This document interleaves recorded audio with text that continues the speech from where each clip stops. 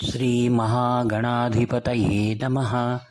अपारकरुणासिन्धुं ज्ञानदं शान्तरूपिणं श्रीचन्द्रशेखरगुरुं प्रणतोऽस्मि मुदान्वहम्. కాంచి పరమాచార్య స్వాముల వారు 1981లో పంఢరిపురం నందు చంద్రభాగా నదికి అవతలి ఒడ్డులో ఒక పాత గృహంలో వాళ్ళు ఉన్నారు.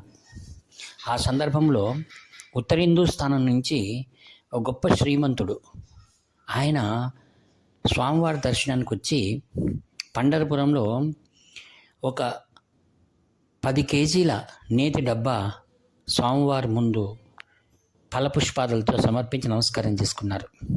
స్వాముల వారు పక్కన్న పరిచారకులతో 1 రూపాయి నెయ్యి అన్నారు. వారికి ఎవరికి అర్థం కాలేదు, ఏమిటా అని. మరలా అన్నారు 1 రూపాయి అన్నారు.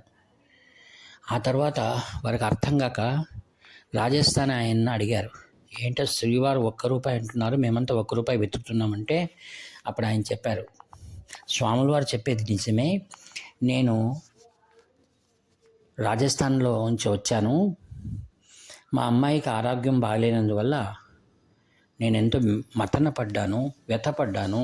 ఆ సందర్భంలో నాకు మహాస్వాముల వారి కల్లో వచ్చి 1 రూపాయి నేతిని తేనెను దేవాలయంలో సమర్పించు అని నాకు స్వప్నమైంది. అలానే చేశాను. ఆ సంతోషంతో స్వామివారు దర్శించుకొని 10 కేజీల నెయ్యి డబ్బాను నేను సమర్పించాను అనగా అందరూ ఆశ్చర్యపోయారు. స్వాముల వారు ఆ నెయ్యి డబ్బాను పంఢరపుర దేవాలయానికి పంపించవలసిందిగా పరిచారకులు చెప్పారు. ఇది మహాస్వాముల వారి యొక్క దివ్య లీల. హర హర శంకర, జయ జయ శంకర.